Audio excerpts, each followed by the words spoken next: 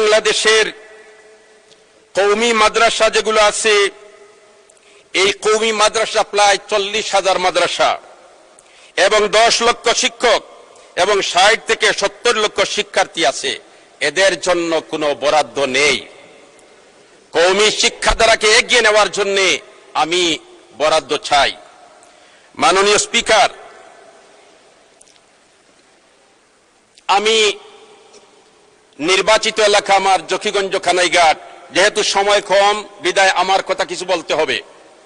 আমার নির্বাচনী এলাকার রাস্তাঘাটগুলোর অবস্থা অত্যন্ত ভঙ্গুর।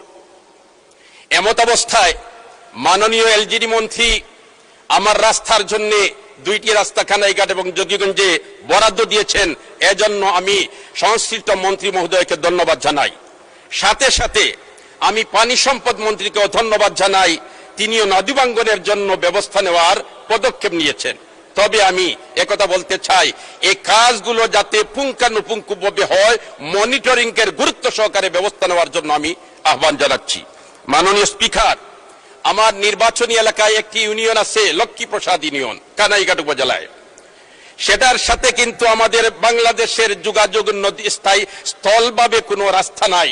3 দিকে নদী বেষ্টিত, একদিকে স্থলপথ আছে, এটা কিন্তু ভারত।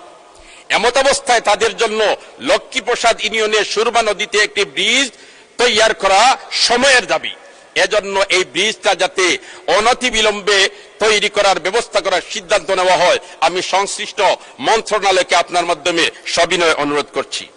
মাননীয় স্পিকার,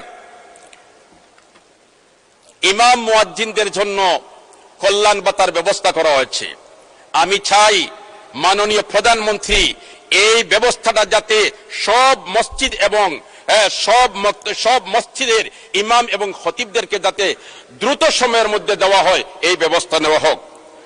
মাননীয় স্পিকার, মাদকের সয়লাব ইতিপূর্বে অধিবেশনে অধিকাংশ মাননীয় সদস্যবৃন্দ আলোচনায় উত্থাপন করেছেন।